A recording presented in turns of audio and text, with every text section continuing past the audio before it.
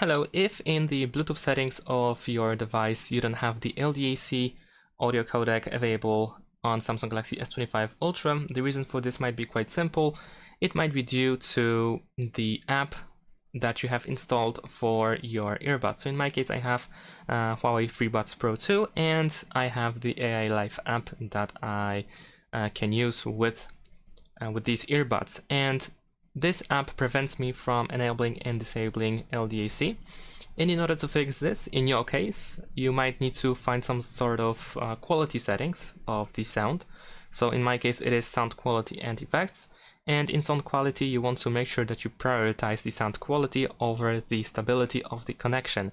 By doing so, if you go back now to the settings, you should be able to find LDAC available in Bluetooth settings of the Bluetooth device. And that is pretty much it. Thanks for watching, leave a like and subscribe to my channel, and see you in my next videos. Bye!